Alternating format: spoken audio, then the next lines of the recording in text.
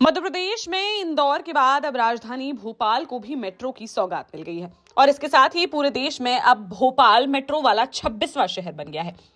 शनिवार को भोपाल में मेट्रो सेवा का औपचारिक शुभारंभ हो गया।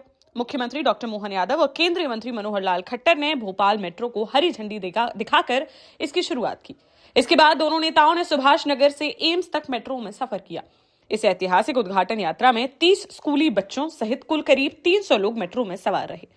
मुख्यमंत्री doctor Mohan Yadav AIIMS metro station पर पहुंचे, जहां उनके साथ केंद्रीय मंत्री मनोहर लाल खट्टर, मंत्री विश्वास सारंग और मंत्री कैलाश विजयवर्गीय समेत अन्य जनप्रतिनिधि मौजूद रहे। इधर इस मेट्रो परियोजना पर पूर्व मुख्यमंत्री कमलनाथ मोहन सरकार को घेरते नजर आ रहे हैं। भोपाल में मेट्रो का सपना 7 साल बाद साकार हो पाया है, जिसकी नींव कमलनाथ ने ही रखी थी। कमलनाथ ने विधानसभा में कहा कि परियोजना तब सफल होती है जब मंशा साफ होती है। उन्होंने एक किस्सा सुनाते हुए कहा कि जब वे केंद्र में मंत्री थे तब उन्होंने ही भोपाल में मेट्रो की पहल की थी। उन्होंने मंत्री बाबूलाल गौड़ को दिल्ली बुलाकर कहा कि आप भोपाल में मेट्रो की योजना क्यों नहीं बनाते, जिस पर 2 हफ्ते बाद वह उनके पास आए और बोले कि डीपीआर बनाने में 15 करोड़ रुपए लगेंगे। तब डीपीआर की पहली किश्त के रूप में उन्होंने ही 15 करोड़ रुपए दिए थे। बाद में जब कमलनाथ मुख्यमंत्री बने तो वह डीपीआर कंप्लीट थी, जिसके बाद उन्होंने ही भोपाल मेट्रो का शिलान्यास किया था, जिस बात का उन्हें गर्व है। मैं मंत्री जी को धन्यवाद देना चाहता हूं कि उनकी इतनी दिलचस्पी मेट्रो में है। पर आज सदन में मैं इतिहास और रिकॉर्ड पेश करना चाहता हूं। मैं केंद्र में मंत्री था और मैं विभिन्न राज्यों में जाता था जहां मेट्रो का उद्घाटन होता था। मुझे शर्म आती थी कि मध्य प्रदेश में मेट्रो नहीं है। बाबूलाल गौड़ उस समय मंत्री थे। मैंने उनको दिल्ली बुलाया। मैंने कहा आप मेट्रो का योजना क्यों नहीं बनाते? तो उन्होंने कहा मैं चेक करता हूँ। 2 हफ्ते बाद मेरे पास आए, कहते डीपीआर बनाने में 15 करोड़ रुपए लगेंगे।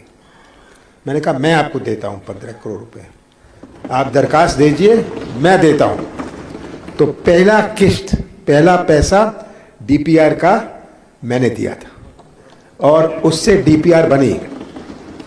सौभाग्य से जब मैं मुख्यमंत्री बना वो डीपीआर कंप्लीट थी और आज भी मुझे इस इतिहास पर गर्व है कि इसका शिलान्यास, मेट्रो का शिलान्यास मैंने किया था।